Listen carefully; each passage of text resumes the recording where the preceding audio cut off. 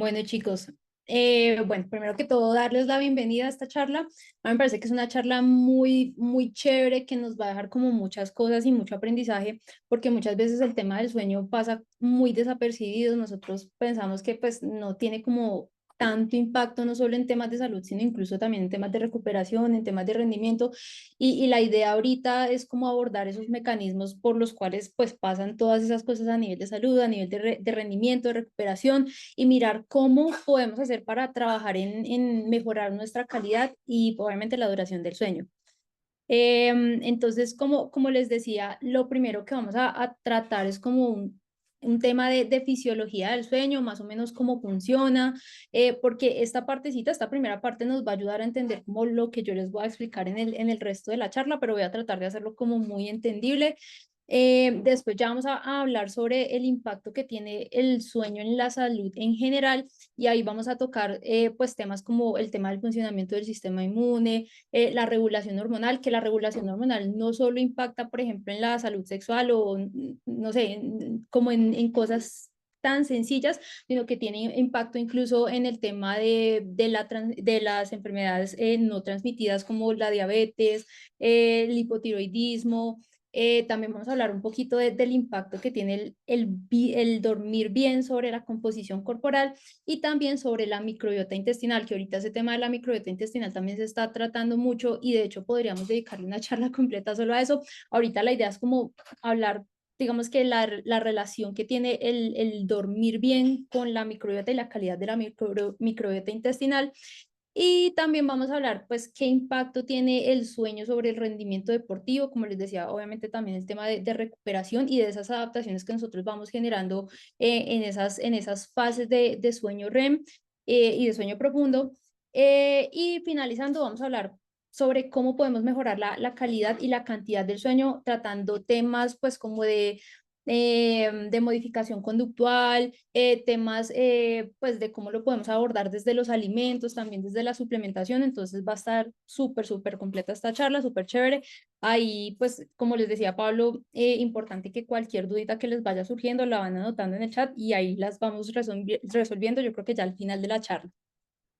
Bueno, entonces, como les decía al principio, muchas veces nosotros no le damos tanta importancia al tema del sueño y el sueño impacta en muchos aspectos de la salud. Por ejemplo, en la parte de la función cognitiva nos ayuda mucho en el tema de memoria, aprendizaje, toma de decisiones, el tiempo de reacción, que por ejemplo este tiempo de reacción ahorita más adelante lo vamos a tratar un poquito que ayudan mucho en temas de rendimiento, sobre todo cuando uno está en carrera, digamos que tiene que tomar decisiones, no sé, por ejemplo, esquivar, cositas así, eso ayuda mucho en esa parte.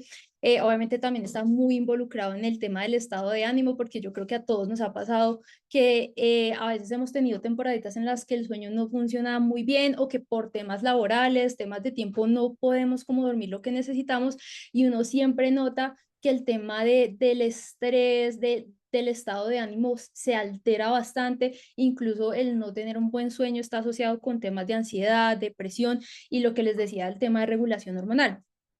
También hay otra cosa súper importante y es que el tener un buen sueño también nos ayuda a tener un sistema inmune fuerte y principalmente en la prevención de las enfermedades respiratorias del tracto superior. Entonces, ahí ahorita, y digamos que eso yo lo trato mucho y les menciono mucho ese tema porque sabemos que los deportistas de resistencia sí tienen una mayor prevalencia de este tipo de enfermedades del tracto respiratorio superior. Entonces, por eso, pues también uno les hace mucho énfasis con el tema del sueño. Obviamente también impacta en la recuperación. Ya en la parte de metabolismo influye mucho en la sensibilidad a la insulina, la secreción de leptina y grelina, que ya vamos a hablar un poquito de eso, y obviamente, como les decía, el tema de microbiota intestinal y salud intestinal. Lo otro es que también en temas de,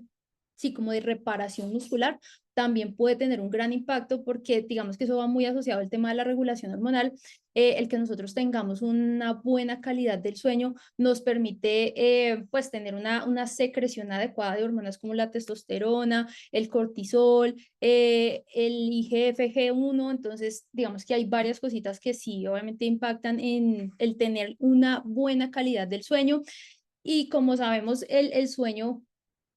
por más de que uno quiera pues tener un sueño de buena duración, de buena calidad, sabemos que son infinitos los factores que pueden llegar como a afectarlo. Por ejemplo, está el tema del estrés. Yo creo que eso es de los factores que uno más, pues como que más siente que afecta al sueño. Pero también hay cosas como, por ejemplo, que a veces uno no lo pensaría tanto, pero por ejemplo, cuando hay niños pequeños en casa, eso también puede llegar a afectar mucho el tema del sueño, porque sabemos que los niños pues tienen horarios de sueño diferentes, generalmente interrumpen su sueño también varias veces en la noche, hay que levantarse a alimentarlos, entonces eso también puede afectar la calidad del sueño de los papás. Hay otras cosas y es, por ejemplo, y que eso también lo hablamos mucho en consulta, el tema de acostarnos o muy llenos o con sensación de hambre. Esos dos factores también son factores que uno ve muy frecuente que afectan mucho la calidad del sueño.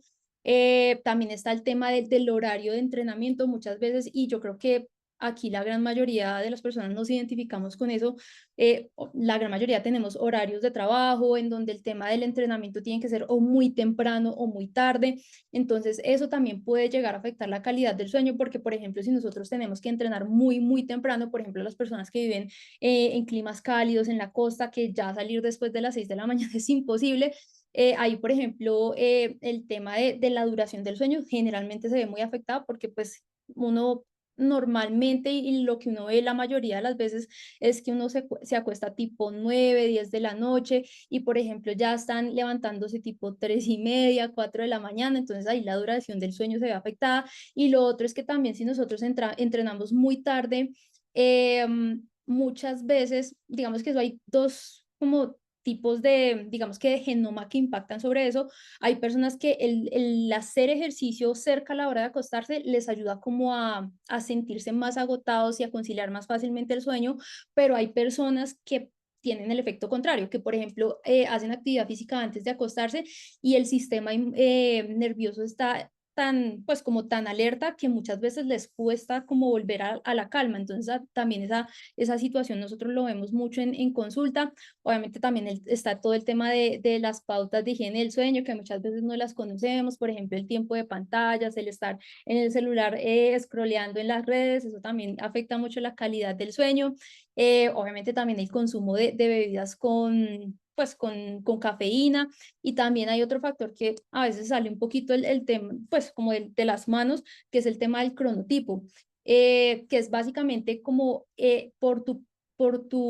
digamos que genoma, hay personas que están o que se les facilita más rendir en horas de la noche y hay personas que rinden más en horas de la mañana. Entonces, como pueden ver, los factores son demasiados.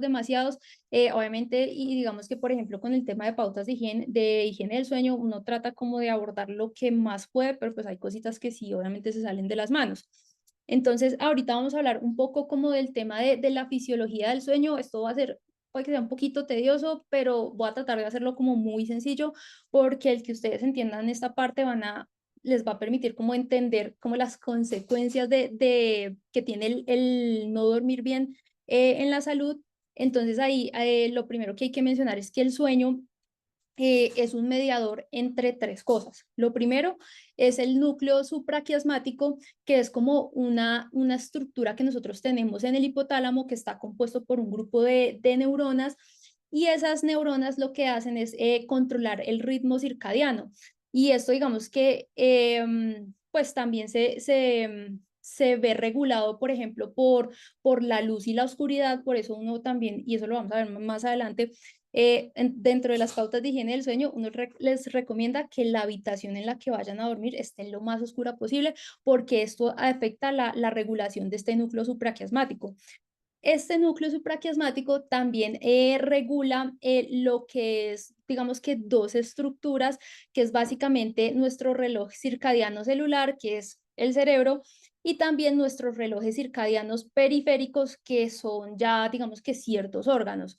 El cerebro, el cual es nuestro pues, reloj circadiano celular, y pues digamos que como órgano principal del sistema nervioso central, lo que hace es corregular la transcripción de los genes que están involucrados en los procesos críticos, digamos que uno lleva a cabo pues en el día a día, como por ejemplo el balance redox,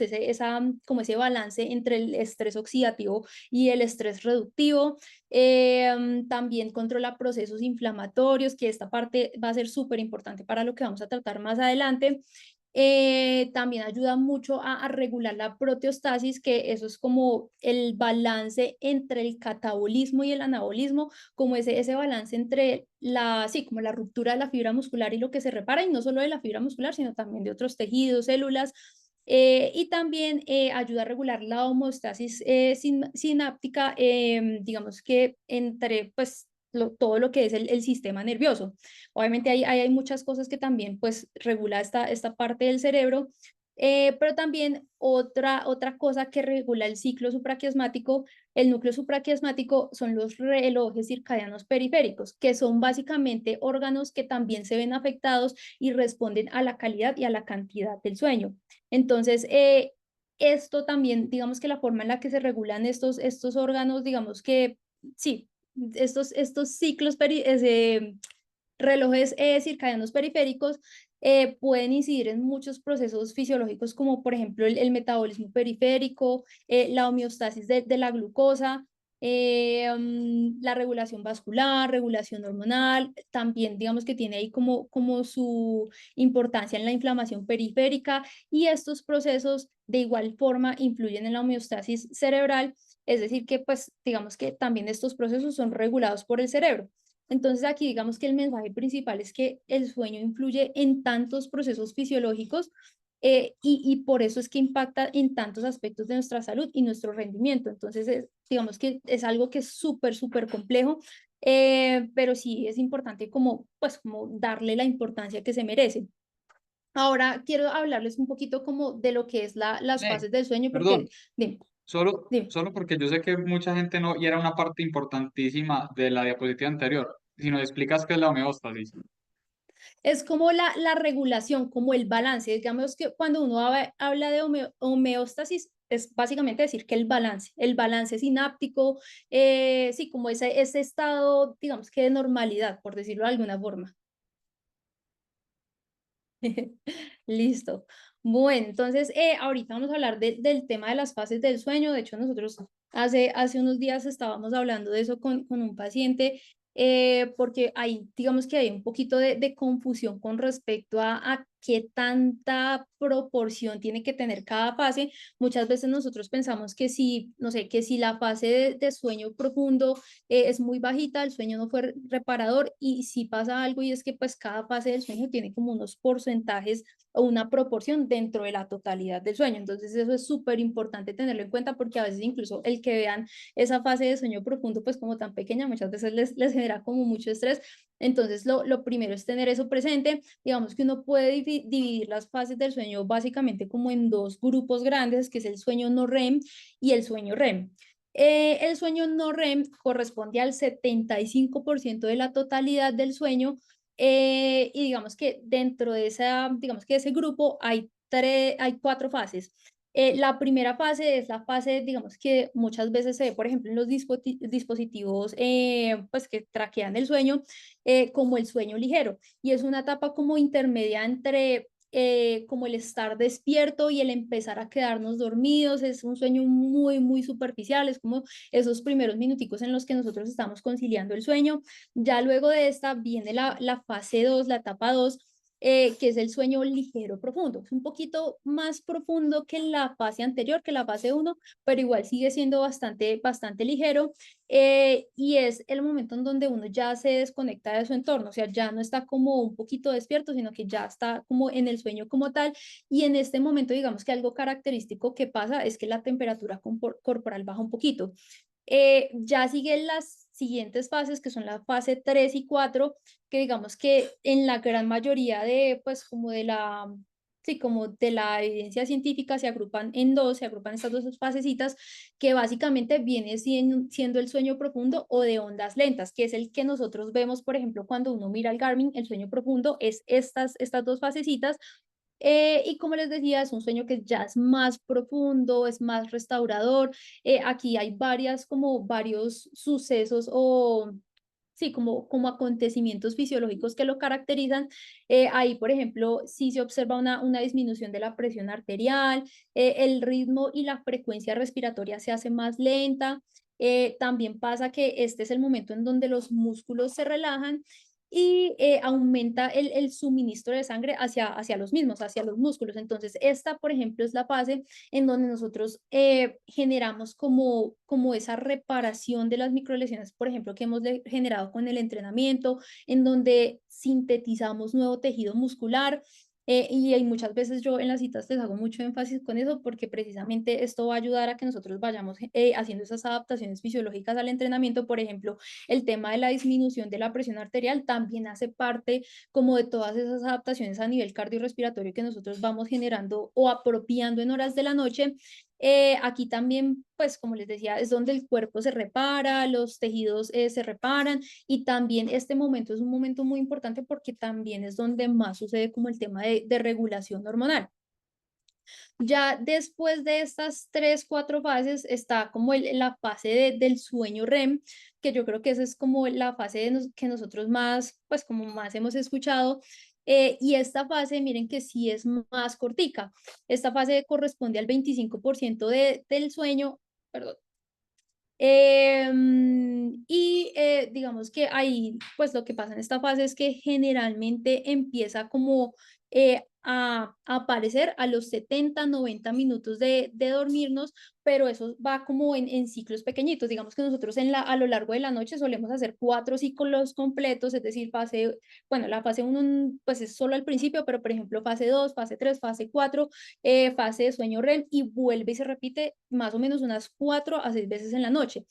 Bueno, esta fase de sueño REM empezando la noche suele ser más cortica, pero a medida que va avanzando la noche se va volviendo más como más larga, un poquito más larga, pero pues tampoco es algo exageradamente largo. En este momento el cerebro y digamos que nuestro cuerpo es donde más se regenera. Aquí, por ejemplo, el que esta fase esté funcionando de manera adecuada ayuda mucho al desempeño, digamos que ya pues en el día a día, ya como en el rendimiento a nivel cognitivo, pues en el resto del día. También este momento es el momento en donde nosotros soñamos. Entonces, por eso nosotros, y también, por ejemplo, a esta fase de sueño se le llama la fase de movimiento de ojos rápidos, porque en esta fase nosotros al estar soñando, digamos que nosotros vemos que el ojo se mueve así súper poquito, pero se mueve mucho.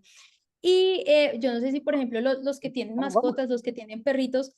uno alcanza a ver eso en ellos, que cuando ellos están soñando y ellos mueven como los ojitos así, eso mismo nos pasa a nosotros.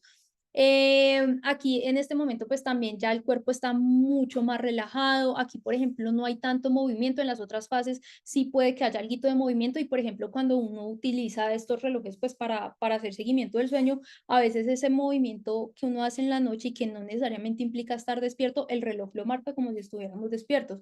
Pero pues pasa mucho eso, ya en esta fase nosotros estamos súper quietos y la temperatura corporal digamos que no, pues como que no fluctúa tanto. Bueno, entonces ya vamos a empezar a tocar pues el tema del impacto del sueño, digamos que en muchos aspectos de la salud. Aquí para empezar quería mostrarles como este estudio para hablar un poquito del impacto en el sistema inmune y como les decía, el tema de las infecciones del tracto respiratorio superior. Aquí en este estudio, digamos que para contarles así como muy por encima, fue un estudio en donde se hizo una restricción del sueño, se evaluó la calidad del sueño percibida y también se evaluó pues como la susceptibilidad a esas enfermedades respiratorias del sueño, del tracto respiratorio superior. Aquí este estudio, digamos que lo que se hizo fue evaluar la calidad del sueño en jóvenes que estaban prestando servicio militar, por decirlo de alguna forma, y se compara como la calidad del sueño en el momento en donde ellos están de civil, es decir, cuando no están en entrenamiento, y en el momento que están en entrenamiento, en donde se hace como esa restricción del sueño. Entonces ahí lo que se hizo básicamente fue que cuando ellos estuvieran en la temporada de entrenamiento, que si no estoy mal eran 12 semanas, en ese momento se les hace una restricción del sueño de más o menos unas 2 horas con respecto a lo que ellos solían dormir, digamos que ya en el momento de, sí, como de estar fuera del entrenamiento.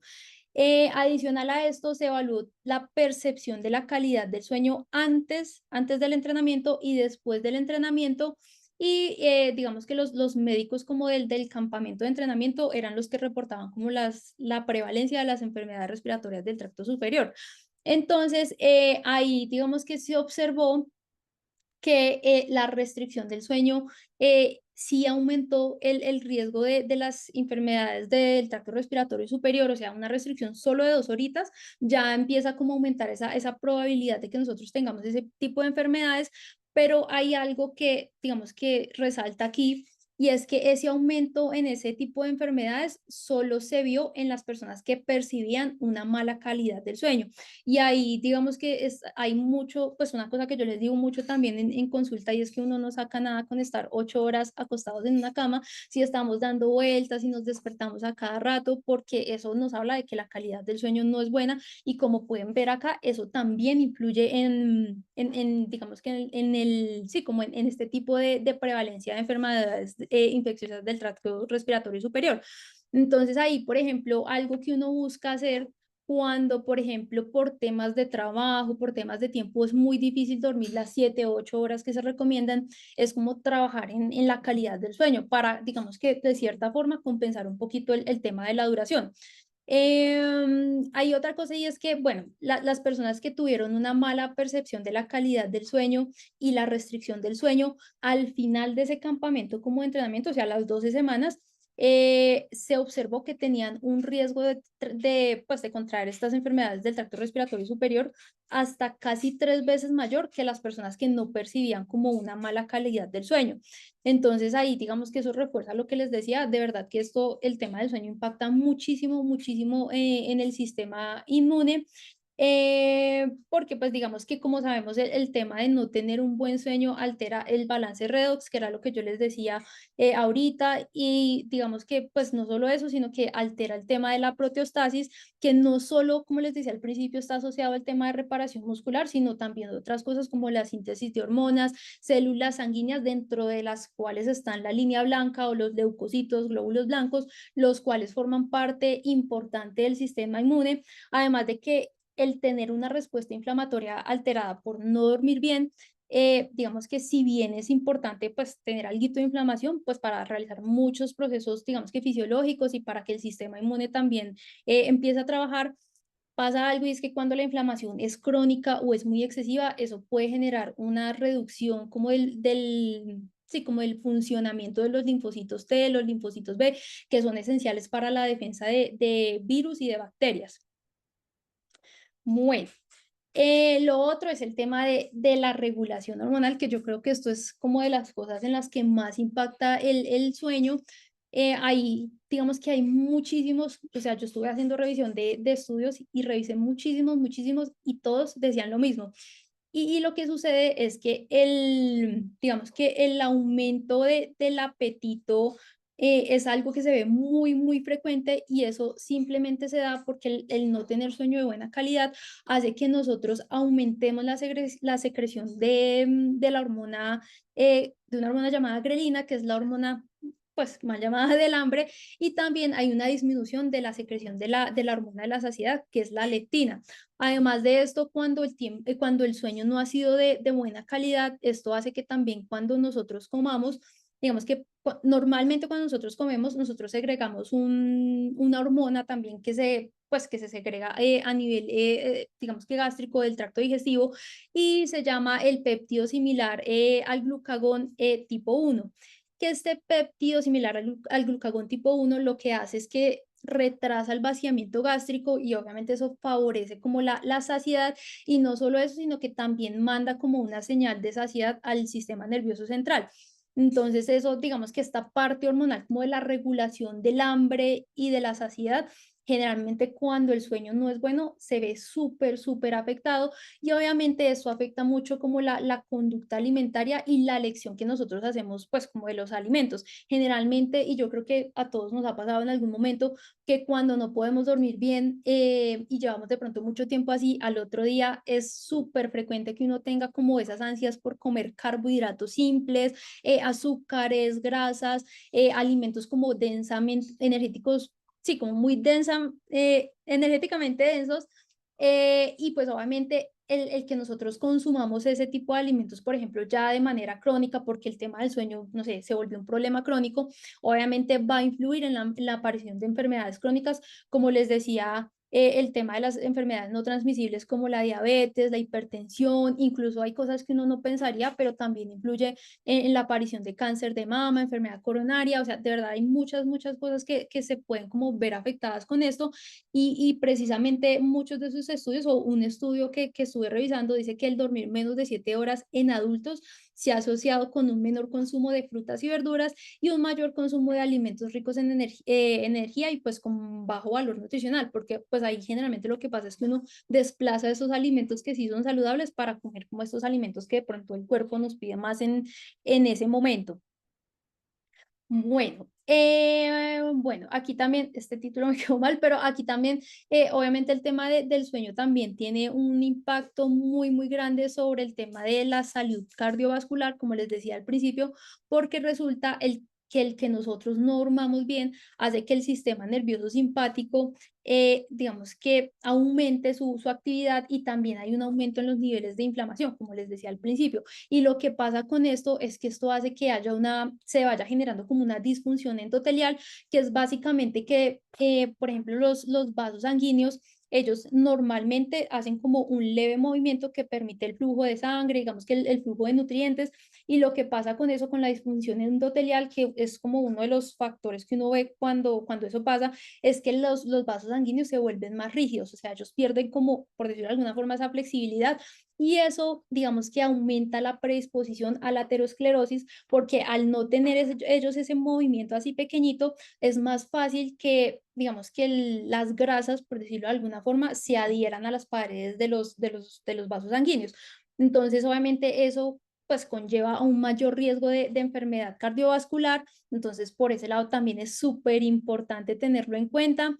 Lo otro es que también con respecto al tema de regulación hormonal pasa y digamos que esto va muy asociado a lo que hablábamos ahorita con el tema de la grelina, la leptina, el péptido similar al glucagón y es que la pérdida aguda del sueño, sí, como lo veníamos hablando, aumenta la ingesta de alimentos y lo que pasa con esto es que a largo plazo y cuando pasa de manera de pronto ya como crónica, eso puede afectar la tolerancia a la glucosa y la sensibilidad a la insulina. Y como yo creo que pues muchos sabemos, porque eso es algo que ya ahorita pues es muy conocido, esto puede aumentar la probabilidad pues, de que nosotros podamos padecer de diabetes. Y incluso hay estudios que muestran que cuando nosotros dormimos entre 5 a 6 horas, esto duplica la probabilidad de desarrollar la diabetes comparados con personas que duermen como las 8 horas normalitas. Entonces yo también eso les hago mucho énfasis en consulta, que obviamente, y como les decía, a veces el tema del tiempo y de factores logísticos dificultan de pronto lograr las 7, 8 horas, pero yo siempre les digo que traten de al máximo estar por encima de las 6 horas, porque miren, o sea, ya aquí empieza a haber como esa alteración en la sensibilidad a la insulina, empieza a aparecer esa resistencia a la insulina, entonces ya digamos que sí, digamos que uno empieza como a ver esa afectación en varias cosas a nivel de salud, incluso también hay estudios que yo creo que no lo alcancé a poner, hay estudios que muestran que cuando nosotros dormimos menos de 6 horas, por ejemplo, el tema del cortisol, que es la hormona del estrés, también tiende como a verse afectada porque obviamente es normal que nosotros en el día sí tengamos unos momentos en donde el cortisol pues naturalmente está más alto, que generalmente es como en horas de la mañana,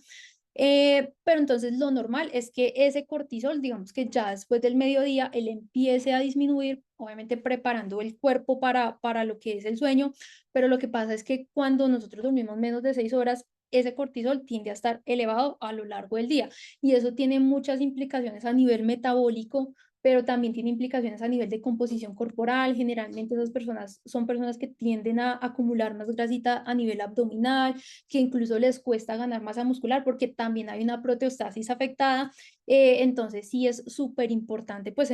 por muchas razones. Y lo otro es, digamos, en cuanto a la salud, el tema de la salud digestiva y la microbiota intestinal, porque resulta que se ha encontrado una relación, y eso es una relación, digamos que inversa, que las enfermedades del tracto gastrointestinal pueden afectar la calidad del sueño. Y por ejemplo, yo también he tenido pacientes que me dicen que no, por ejemplo, no sé, cenaron y quedaron súper distendidos, con dolor abdominal, y eso les afectó el sueño, no pudieron dormir. Entonces, eso, digamos que el tener enfermedades del tracto gastrointestinal afecta la calidad del sueño, pero obviamente también pasa lo contrario, que la falta de sueño puede afectar la microbiota o el microbioma intestinal, que el microbioma intestinal es como ese material genético que tiene como cada microorganismo, y esto obviamente impacta en la salud digestiva. Eh, bueno, y ahí digamos que con respecto al tema de la microbiota intestinal, puntualmente se ha encontrado que el no tener un sueño adecuado puede reducir la diversidad de la microbiota intestinal.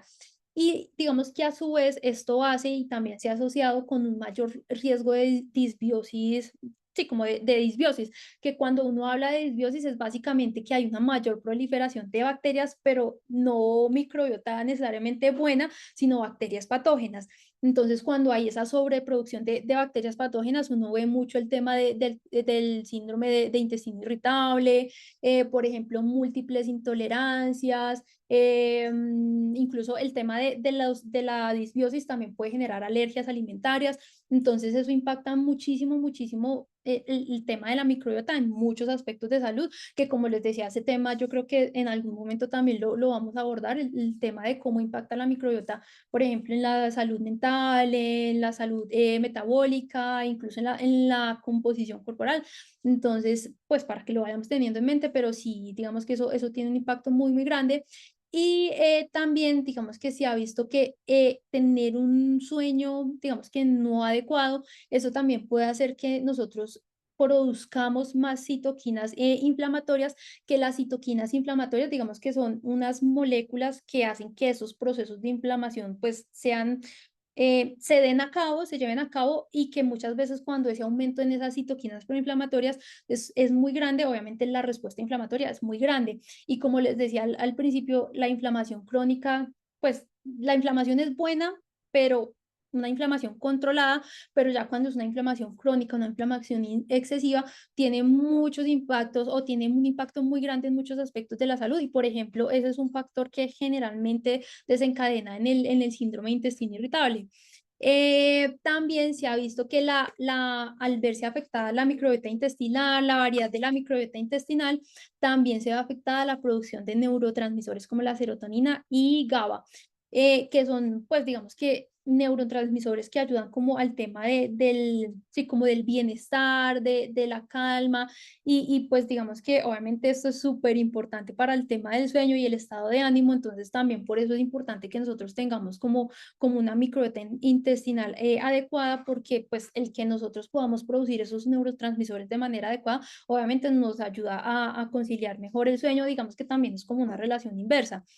Bueno, y también hay otros, pues, como aspectos en el tema de salud que también se ven afectados por el tema del sueño. Por ejemplo, también encontré estudios que mostraban que las personas que duermen menos de 7 horas también generalmente muestran como una afectación sí, en el funcionamiento de las hormonas tiroideas, como la T4 y la TSH. Ya con respecto a la salud reproductiva, también se ha encontrado que el no dormir bien altera la producción de hormonas sexuales, afectando obviamente la fertilidad tanto en hombres como en mujeres. Se encontró que en los hombres disminuye la testosterona, la motilidad espermática, y también obviamente afecta el rendimiento sexual. y ya en mujeres altera la ovulación, la implantación del embrión, por ejemplo, cuando se está buscando quedar en embarazo, y también aumenta obviamente el riesgo de infertilidad. Incluso ahí como un dato curioso que yo de hecho no, pues no tenía ni idea, nunca lo había escuchado, y es que la privación del sueño cuando nosotras estamos en embarazo puede afectar la salud reproductiva de nuestra descendencia. Entonces también es importante que pues en todo el ciclo de la vida nosotros estemos pues como muy pendientes del tema del sueño y buscando pues como que sea bueno en términos de calidad y cantidad. Y también en temas de composición corporal, obviamente también tiene su impacto, digamos que por muchas de las razones que ya les he hablado en el principio, pero básicamente digamos que, y como para darles un dato puntual, resulta que hay estudios que muestran que una restricción del sueño solo de una hora, o sea, que tú duermas una hora menos de lo que necesitas para recuperarte, menos de lo habitual, por 5 noches a la semana, ya empieza como a generar un impacto sobre el tema de composición corporal, y lo que se ha observado es que en estas personas hay una menor proporción de pérdida de grasa corporal en comparación pues con individuos que sí duermen sí, como las horas que son, aún teniendo la misma, sí, como la misma pérdida de peso con una restricción calórica moderada. ¿Y qué nos dice eso? Si dos personas diferentes perdieron la misma cantidad de peso, pero una persona perdió menos grasa que la otra, eso nos dice que la persona que perdió menos grasa eh, perdió mucha masa muscular, y por eso la pérdida de peso fue similar. Entonces, eso, pues como les decía, también impacta como en ese tema de la reparación, de la síntesis del tejido muscular, y por ejemplo, el que pase esto, obviamente es negativo en muchísimos aspectos, en aspectos como el tema del rendimiento, también la recuperación, pero no solo eso, sino que también, y eso también es algo que yo les repito mucho en consulta, y es que el músculo pues es el tejido que nosotros tenemos más metabólicamente activo, y el que nosotros tengamos una buena masa muscular también nos ayuda mucho como a protegernos de todas estas enfermedades cardiovasculares y metabólicas. Y ahí también, digamos que en ese estudio se encontró que obviamente el sueño afecta de manera negativa los cambios en la composición corporal, y también mencionan algo, y es que el sueño de recuperación, que son las famosas siestas que a veces uno toma en el día, no logran revertir lo que pasó en la noche de manera significativa. Obviamente el que tú tengas una siesta en el día sí nos ayuda como a energizarnos un poquito, pero digamos que ya ese impacto que hubo a nivel fisiológico, a nivel hormonal, a nivel de daño muscular, eso ya no se puede pues como reversar. Entonces, importante tener en cuenta eso, porque yo también he tenido pues casos en donde me cuentan mucho que pues que no duermen bien, pero que ellos duermen la siestica en el día, entonces que ya pues está bien. Y obviamente, como les digo, sí puede ayudar un poquito en temas de niveles de energía, pero ya pues todo el tema de la parte de regulación hormonal y toda esa parte fisiológica ya es muy difícil de recuperar. Obviamente también, y pues digamos que también retomando todo lo que hemos venido hablando, obviamente el tema del sueño tiene un impacto en el rendimiento deportivo. Por ejemplo, el que nosotros durmamos bien ayuda a mejorar el tiempo de reacción, el estado de alerta, la función cognitiva en general, que era lo que yo les decía al principio, pero ya la falta del sueño sí tiene un efecto, digamos que perjudicial moderado en el rendimiento de los deportes de resistencia, pero esto depende de la duración del entrenamiento, o sí, como el tipo de deporte de resistencia que tú practiques. Porque también se ha encontrado que la falta de sueño, digamos que en deportistas de resistencia, resulta más perjudicial cuando el ejercicio que tú haces dura más de 30 minutos. Entonces, por ejemplo, no sé, puede que tú, no sé, el domingo trasnochaste mucho, pero al día siguiente tienes una sesión de descanso activo y no dormiste bien, pero pues te fue súper bien, y ya uno cree como, no, ya, súper bien, puedo hacer todos los entrenamientos trasnochados, pero no, o sea, en este tipo de entrenamientos que son más corticos o que de pronto incluso son más suaves, puede que tú no lo sientas tanto, pero ya en entrenamientos, obviamente, no sé, los días de fondo o en días en donde tengamos intervalos en zonas altas, sí podemos empezar a sentir un poquito más como el efecto de esa falta de sueño, porque ahí incluso hay estudios que muestran que la restricción del sueño, o el no dormir lo suficiente, afecta como el tema de la fuerza máxima, como de la fuerza que nosotros tenemos en los entrenamientos, y obviamente pues de la recuperación de la masa muscular. También hay otra cosa, y yo creo que eso también va muy como de la mano de la parte cognitiva, y es que el no dormir bien también aumenta esa percepción de esfuerzo. O sea, tú vas a sentir los entrenamientos más duros, te va a costar más, entonces eso también impacta pues en el tema del rendimiento y que también nos sentimos en los entrenamientos. Y como les decía al principio, obviamente el no dormir bien va a hacer que nosotros contraigamos de manera más frecuente las enfermedades respiratorias del tracto respiratorio superior. Entonces, digamos que esto es como básicamente como el tema y lo que uno ve en el rendimiento, que como les decía, eso básicamente es un resumen de todo lo que hemos visto atrás.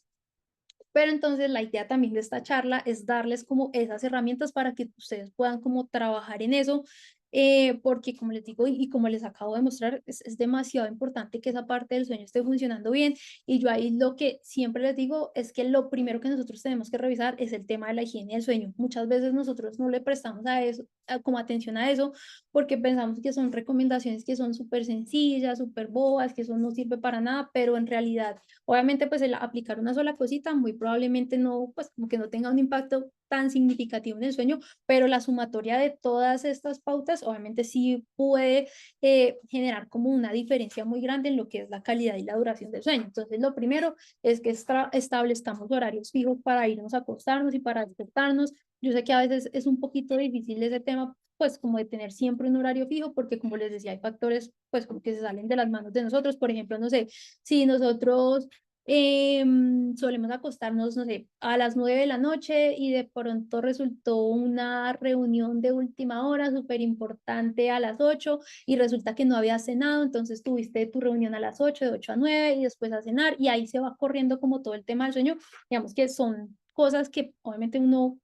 pues puede pasar por eso, pero sí la idea es como tratar de mantenernos como en un ranguito de horario, pues para irnos a dormir, para despertarnos. Lo otro era que lo que yo les decía ahorita, pues el tema de las siestas, digamos que no ayuda mucho en lo que pasa, digamos que a nivel fisiológico en el sueño en la noche, pero por ejemplo las siestas sí pueden ayudar mucho, pues como a darnos un poquito más de energía. Y ahí la recomendación es que tratemos de que esas siestas no sean de más de 20 minutos, porque generalmente después de los 20 minutos nosotros empezamos un ciclo de sueño profundo, lo que les mencionaba de la fase 4 la fase 3 o incluso el sueño REM. Y la cosa es que si nosotros interrumpimos la siesta en la mitad de alguna de esas dos fases como del sueño, eso va a hacer que nosotros nos levantemos más cansados, más somnolientos, que esa siesta no nos haya servido pues para nada. Lo otro, obviamente, es evitar el consumo excesivo de alcohol antes de acostarnos, evitar las bebidas con cafeína, idealmente hasta, pues, como después de las 4 de la noche, porque pues sabemos que el tema del pico de la concentración de cafeína, pues, es a la hora, pero digamos que la depuración, pues, como de la cafeína por completo, más o menos tarda entre 6 a 8 horas. Entonces, tratar de que lo último que nos tomemos de bebidas como cafeína sea hasta las 4 de la tarde. Incluso hay personas que solo lo pueden hacer hasta mediodía, entonces tenerlo súper presente. Tratar de consumir el último tiempo de comida por lo menos 2, 3 horas antes de dormir. Esto también es una recomendación que yo les recuerdo mucho en consulta, porque como les decía al principio, el acostarnos todavía haciendo como ese proceso de digestión o muy llenos, tanto como acostarnos con hambre, sí puede afectar mucho el tema de la calidad del sueño. Obviamente ahí también está el tema de cuidar mucho la calidad nutricional de ese último tiempo de comida, evitar alimentos ricos en grasas. Por ejemplo, aquí, y también encontré varios estudios que muestran como esa correlación entre el consumir una cena rica en grasas y el tema de la calidad del sueño. Y ahí lo que pasa básicamente es que obviamente con el tema de las grasas se retrasa ese vaciamiento gástrico y eso hace que la digestión sea más lenta, que el cuerpo tenga que esforzarse un poquito más como para hacer todos esos procesos de digestión y obviamente eso afecta la calidad del sueño. También evitar cosas muy condimentadas, picantes, azúcares simples. Aquí está también lo que les mencionaba al principio, evitar entrenar justo antes de acostarnos, pero como les decía, esta recomendación puede variar mucho de persona a persona, porque hay personas que esto sí les ayuda un poquito como a conciliar el sueño, a dormir, como a caer rendidos, por decirlo de alguna forma, pero hay personas que les surte el efecto contrario, que digamos que les les despierta más el sistema nervioso central, entonces también tenerlo ahí súper presente. Usar ropa cómoda de cama, es decir, sábanas limpias, fresquitas, eso también ayuda mucho como a poder conciliar mejor el sueño. La ropa que nosotros usamos para dormir, la pijama, tratar también de que no sea muy ajustada, pero que tampoco sea muy, muy holgada. Aquí también está lo que yo les decía, que el tema de la luz también es súper importante porque así es la forma en la que nuestro hipotálamo regula esos ritmos circadianos y la idea es que el cuarto esté lo más oscuro posible. Por ejemplo, y yo les cuento ahí pues como mi experiencia personal y es que yo sí tenía mucho, pues como mucho problema con el tema del sueño y yo tenía esas persianitas que son como franjitas, que son súper transparentosas y no fue sino cambiar esas persianas a un blackout y ya con eso se me mejoró el sueño súper, súper bien. Entonces también tenerlo en cuenta. Y lo otro es tratar de tener como esas 7, 8 horitas de sueño en la franja entre 9 de la noche y 6 de la mañana, precisamente por este tipo, por este tema de los ritmos circadianos, porque este momento, digamos que es el momento como de más oscuridad, por decirlo de alguna forma, y es donde el cuerpo aprovecha más el sueño. Hay otras estrategias conductuales que, pues, digamos que eso sí es más rarito, pero lo encontré por ahí, que es el tema de la terapia de luz o fototerapia, que básicamente consiste en la exposición diaria a una luz, digamos que fluorescente, brillante, que generalmente se hace a través como de una lámpara, pues, especial para eso.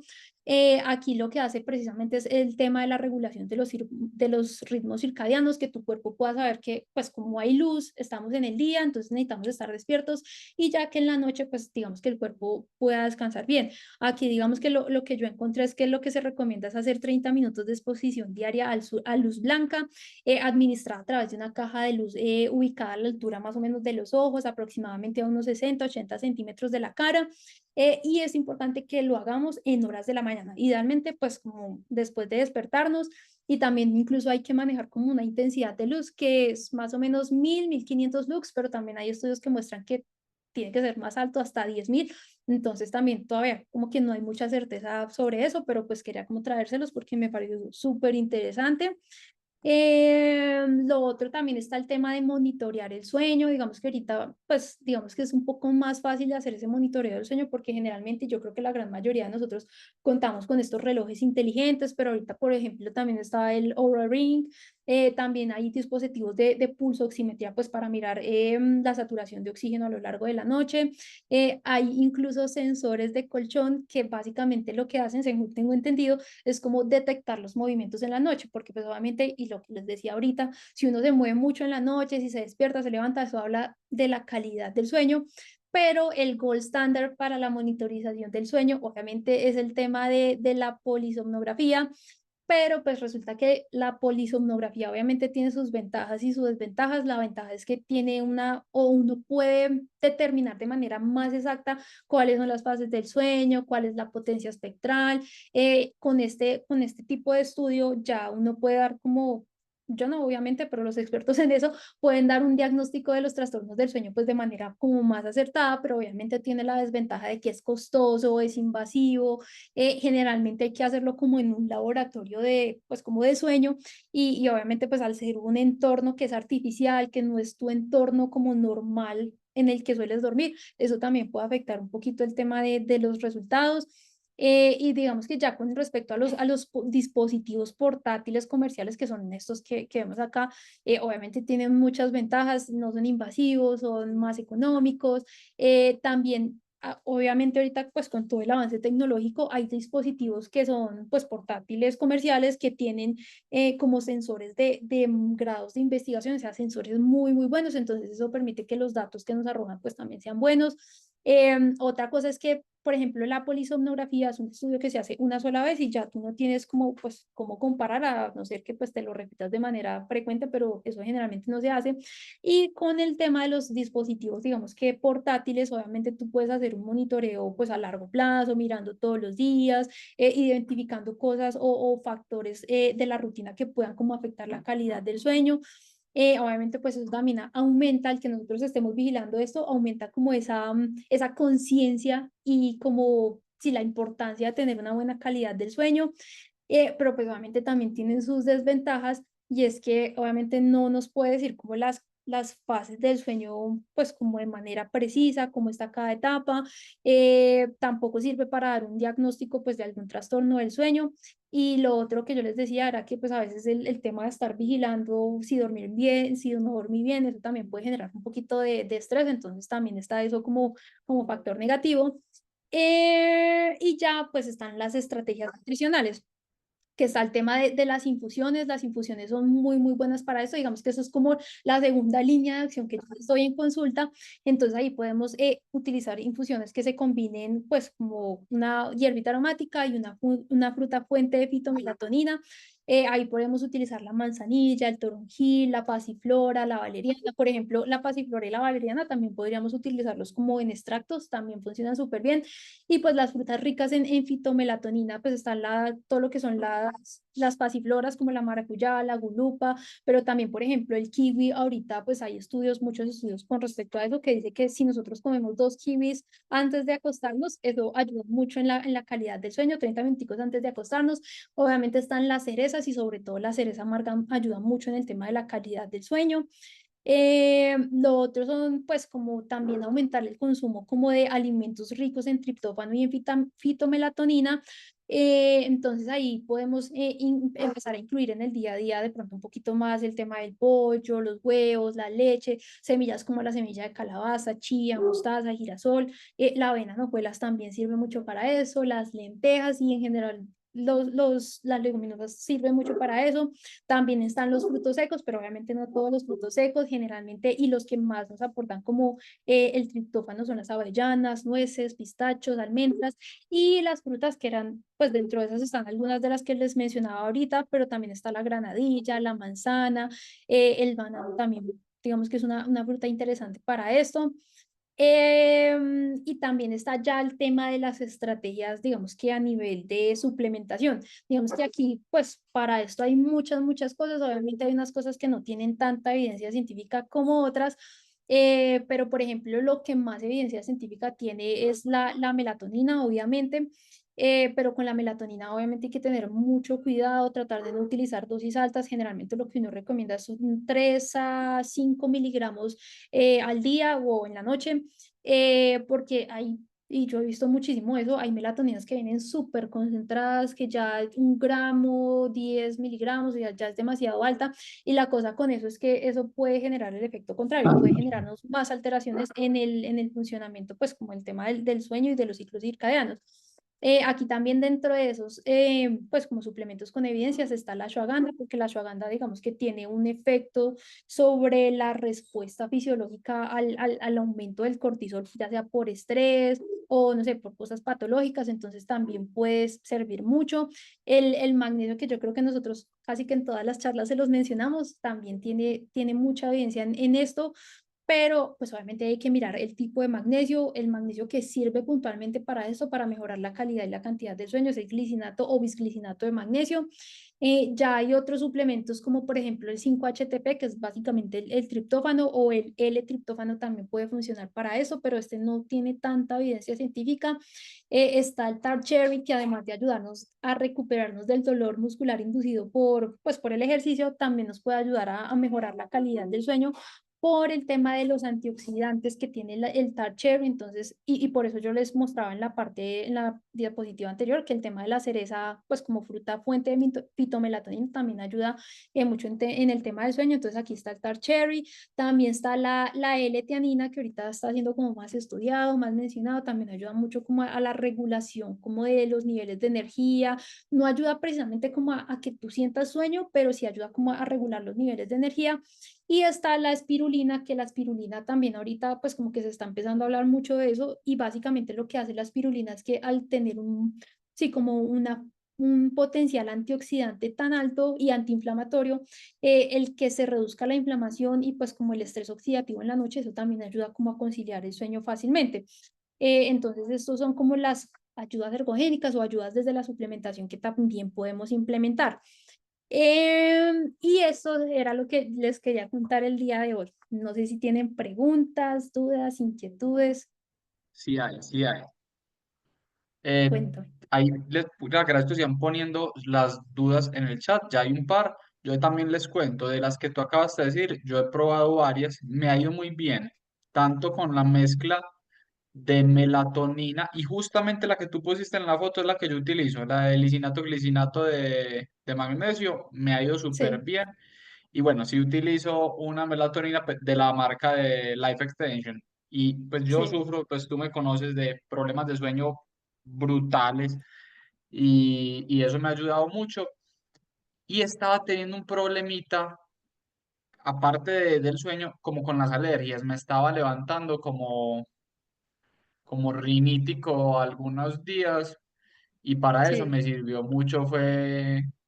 la, la espirulina. la espirulina, que creo que es para lo que más evidencia científica tiene y que me parece Ujú. muy útil, muchachos, que la conozcan, si bien es difícil de transportar porque necesita una cadena de frío para que sea de alta calidad, ¿cierto? Eh,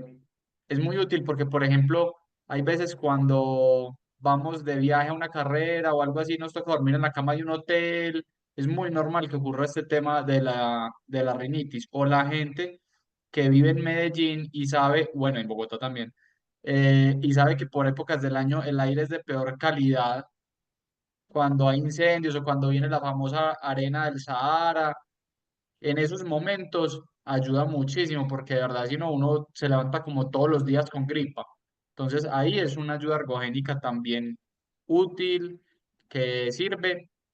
y pues bueno, yo la recomiendo en esos casos también y sobre todo como para utilizar en los días de descanso, descanso activo, microciclos de recuperación. Igual que el Tar Cherry, yo me cuidaría un poquitico de utilizarla los días de intervalos de alta intensidad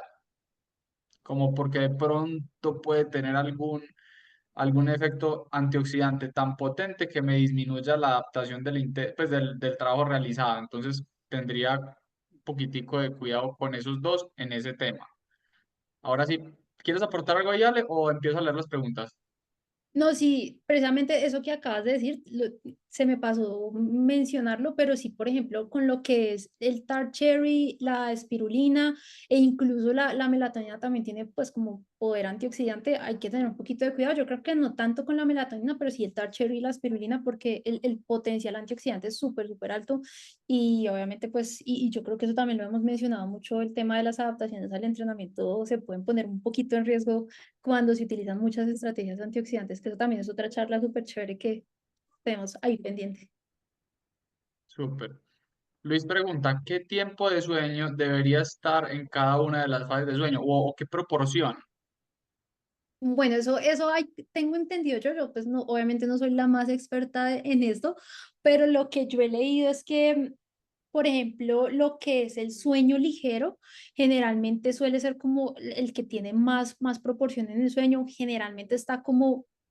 por el 50% como de la totalidad del sueño. También está ya el sueño profundo, que como les decía, pues generalmente y, no, y lo normal es que no esté como tan largo, porque ese tema del, pues como el sueño profundo a mí me lo mencionan muchísimo, muchísimo en consulta, porque a veces ustedes ven, ay, no, solo tuve 40 minutos, una horita de sueño profundo, y de hecho esa es más o menos como la duración que debería tener. Digamos que si nosotros hablamos de un porcentaje, más o menos debería ser como entre el 20%, 25% de lo que es la totalidad del sueño. Y ya luego está el sueño REM, que también es una fase de sueño muy, muy importante. Y más o menos esa fasecita, pues puede estar más o menos como yo creo que entre un 25 y 30%. Pero como les digo, o sea, no son porcentajes exactos, exactos, pero sí más o menos podría estar como por esos ranguitos más o menos. ¿La televisión antes de dormir afecta? Mucho. Todo el tema de pantallas, que de hecho yo no sé por qué no tengo ahí en las pautas de higiene del sueño, la exposición a luz azul, pues que son las pantallas, el celular, incluso la luz del, pues como el bombillo, afecta mucho la calidad del sueño y esa es una de las pautas de higiene del sueño que uno les recomienda. Por eso yo les decía al principio que el tema de estar en el celular, mirando redes, eso afecta mucho la calidad del sueño. Entonces sí, definitivamente hay que por lo menos una horita antes de acostarnos, suspender todo tipo de pantallas pues, para que podamos conciliar el sueño fácilmente, porque ahí está lo que yo les decía ahorita. Cuando uno recibe ese tipo de luz, que es luz brillante, el cuerpo, digamos que se puede ver afectado en el tema de la regulación de los ritmos circadianos, que era lo que yo les decía que controlaba ese núcleo de células del hipotálamo. Y la cosa es que cuando tú ves esa luz, tu cerebro lo asimila que estamos de día y pues no tienes por qué dormir. Entonces, por eso se hace esa recomendación también. Súper. Em, Esta es larga. Yo tomo el magnesio de la foto hace mucho tiempo y digamos que a veces logro dormir toda la noche, pero mi problema es que en la mañana siempre me siento muy cansado, como si durmiera cero. No sé si hay alguna de esas opciones que me ayude, que sea la más fuerte, efectiva para lograr sentir el descanso al otro día. Sí, yo ahí, como les decía, pues el tema de la calidad del sueño generalmente es multifactorial. Entonces ahí digamos que yo entraría a revisar muchísimas cosas. Lo primero es, por ejemplo, el tema del estrés, no sé si, y es normal que, por ejemplo, cuando uno está pasando por mucho estrés en el trabajo, no sé, situaciones familiares, cosas así, es muy frecuente ver que la calidad del sueño se ve afectada y muchas veces son cosas pues que a veces se salen de las manos porque yo siempre les digo que uno no puede decir como no, es que no me voy a estresar y ya, entonces, pues digamos que sí es un poquito difícil, pero por ejemplo ahí el tema del yoga, de la meditación puede ayudar mucho en eso, hacer ejercicios de respiración antes de acostarnos. Lo otro que hay que mirar, y como les decía ahorita, y yo diría que es lo primero que uno tiene que revisar, todo el tema de pautas de higiene del sueño y sí, como el ambiente en el que nosotros estamos durmiendo. Mirar que la habitación sea lo más oscura posible, que la temperatura de la habitación sea pues adecuada, que eso también es otra pauta de higiene del sueño, que no sea muy, muy fría, pero que tampoco pues estemos nosotros sudando toda la noche, porque eso también afecta mucho la calidad del sueño. Eh, ¿Qué más? El mirar y revisar ese tiempito de comida con qué antelación lo estamos haciendo, revisar qué estamos consumiendo en ese tiempito de comida. Pero sí, digamos que básicamente todo el tema de pautas de higiene de sueño. Ya después de eso y asegurarnos que esa parte está funcionando súper, súper bien, por ejemplo, el tema también de los horarios del sueño, ya de pronto yo con lo siguiente que implementaría yo sería el tema de melatonina, porque como les decía, de hecho la melatonina es de las que más evidencia científica tienen como en la mejora de la calidad del sueño, pero también eso es como muy o sea, depende mucho también de la persona. Yo tengo pacientes que hemos implementado melatonina y no les ha servido y por el contrario el magnesio sí les ha servido. Entonces yo ahí lo que haría sería pues como combinarlos los dos, la melatonina y el magnesio, para mirar pues cómo nos va o incluso no sé, pues también como ir probando. Por ejemplo, también podríamos hacer melatonina y ashwagandha o magnesio y ashwagandha, pero sí tratar de que no sean ya muchas estrategias porque pues tampoco es que sea tan bueno, todo en exceso es malo. Y ahí es importante explicar que ese poder antioxidante tan marcado lo que va a hacer es que terminará inhibiendo las adaptaciones de la intensidad, porque Ujú. digamos que una de las cosas que genera la intensidad como consecuencia de la misma es un estrés oxidativo que el cuerpo va aprendiendo a tamponar, a erradicar, a limpiar, a metabolizar, y si pues nunca lo genero, nunca lo aprendo a llevar, ¿cierto? Entonces, ahí es un balance. Bueno, esta pregunta yo creo que se sale un poquitico del contexto, pero súper cortico, Ale, ¿qué hay de la remolacha? ¿Cuándo se debe consumir?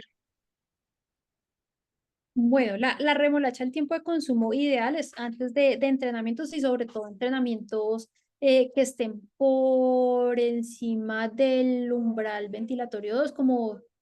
sí, como en intensidad submáximas, entonces entrenamientos en intervalos o con intervalos en zona 4 en zona 5. Digamos que ese es el protocolo agudo que pues se puede utilizar como en días puntuales, pero también ahí está el protocolo crónico, que es el protocolo que uno hace previo a carreras y ahí la idea es empezarlo más o menos unos 15 días antes de carrera, consumirlo idealmente 2 horitas antes del entrenamiento todos los días. Y digamos que la dosis que uno recomienda es entre 350 a 600 miligramos de nitratos de remolacha, pues al día, pero incluso hay estudios que muestran que uno lo puede llevar hasta 750, 900 miligramos, pero pues digamos que en principio son 350 a 600.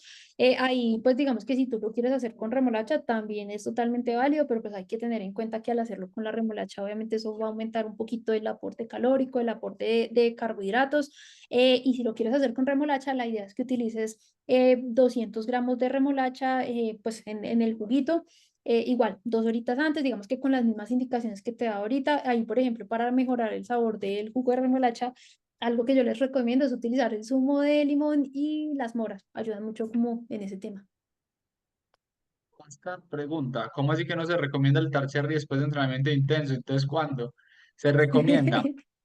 los días de descanso activo, los días de descanso total, quizás algunas sesiones de baja intensidad y uno dice, pues, ¿para qué si no estoy cansado? Porque es que hay que entender que el cansancio sí tiene un factor agudo, o sea, hoy me canso de lo de hoy, pero también existe un factor y una inflamación crónica que es la que realmente queremos atacar. Esto obviamente cambia cuando hablamos de la competición. Cuando estamos hablando de competición, ahí yo no estoy pensando en adaptar, estoy pensando en qué, en rendir. Entonces, como estoy pensando en rendir, ahí sí me lo tomo, aunque haya sido un día muy intenso, porque a mí no me importa mejorar para mañana, a mí lo que me importa es rendir mañana. No me importa generar más mitocondrias, ni absolutamente nada de eso, porque son procesos que tardan semanas o meses. Lo que me importa es mantener mi rendimiento lo más alto posible durante la competición. Entonces, durante días de competición se utiliza normalmente todos los días, sean o no sean intensos. En días previos a la competición, esa fase de tapering de 4 a 7 o hasta 10 días que se puede hacer antes de una competición muy exigente, ahí también se puede utilizar sin lío porque ya no estoy buscando una adaptación, sino rendimiento. Y ya como tal en los microciclos de recuperación o en sesiones puntuales como descansos, descansos activos o sesiones de resistencia de baja intensidad. Eh, Mar responde que suspender la pantalla 2 horas antes de dormir, exacto. Que si la edad influye a las horas de sueño. Sí,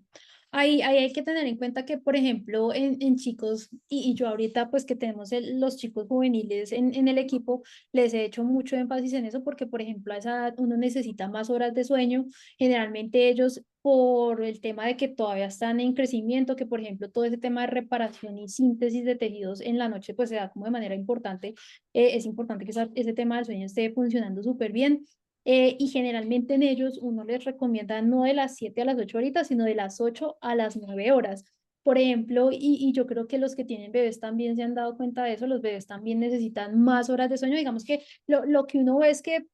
entre más va avanzando uno en temas de edad,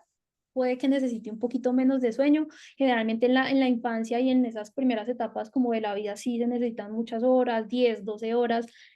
Ya cuando estamos más o menos como por la adolescencia, como ese tema del periodo de crecimiento rápido, más o menos son las 8 o 9 horitas. Ya digamos que cuando uno es adulto, adulto joven o adulto, pues es la recomendación de las 7 8 horas. Y por ejemplo en la tercera edad, ya en personas como de edad más avanzada, por ejemplo, sí hay una dificultad muy marcada para el tema de lograr una buena duración del sueño, porque ya con la edad de esos procesos, pues como de conciliar el sueño se van viendo afectados. Entonces ahí digamos que el objetivo al que uno le apunta es por lo menos unas 7 horas. Pero sí, obviamente eso fluctúa pues de acuerdo a a la etapa de la vida. Súper, gracias, Ale. Bueno, yo creo que dejemos las preguntas ahí hasta donde están, pues voy a decir las que están ya escritas, pero sí para que no se nos haga muchísimo más largo, para que se puedan ir a dormir. Eh, Está la recomendación de la oscuridad, pero se recomienda sonido blanco para neutralizar ruidos como pitos, carros, ronquidos, etcétera. También, pues sí, yo la verdad no he hecho como revisión, pues como de ese tema a profundidad, pero según lo que yo tengo entendido, así como de manera muy superficial, el ruido blanco y el ruido marrón ayudan mucho como a, pues como a calmar y como a mejorar el tema de la calidad del sueño. Gracias.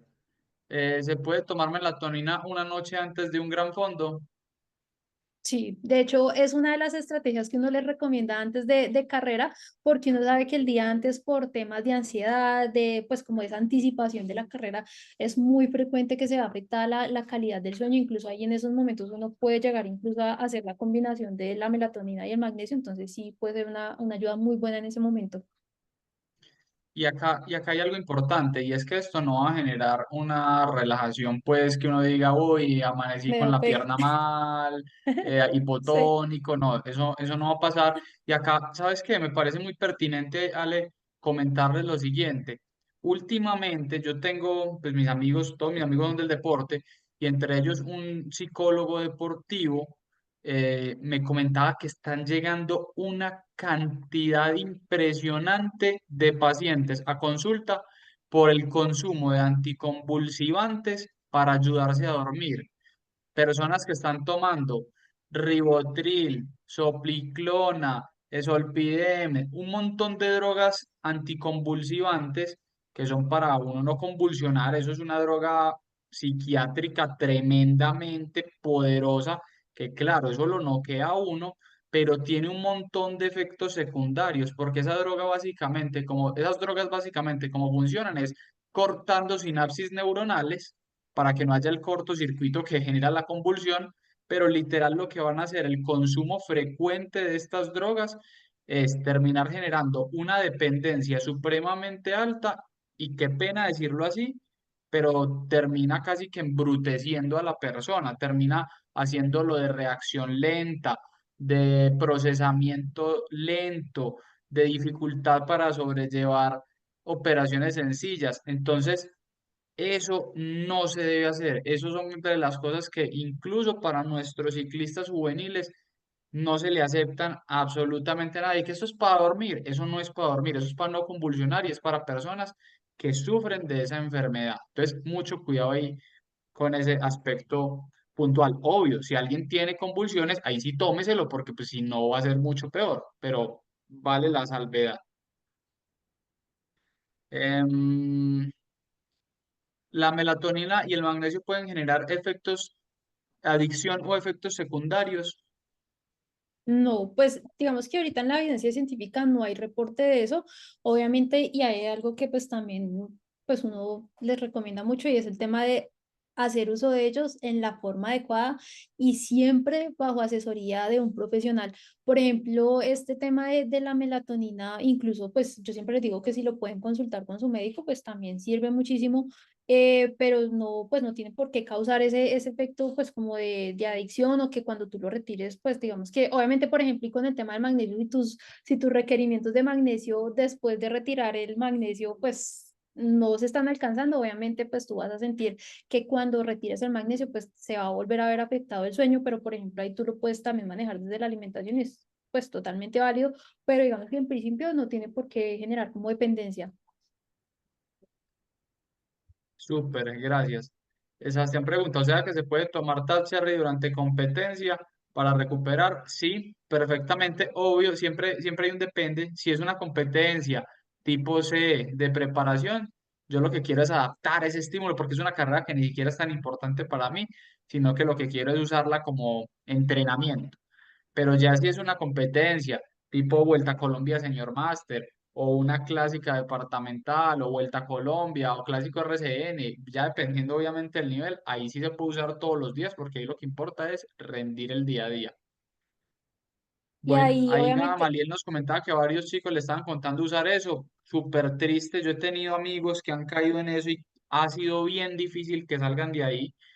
Pero bueno, ahí nos queda a nosotros seguir haciendo esa labor de educación, de ustedes también compartirle a esos juveniles que pasa muchísimo y es lamentable, sobre todo porque les afecta también la capacidad intelectual cuando se consume esta droga sin necesidad.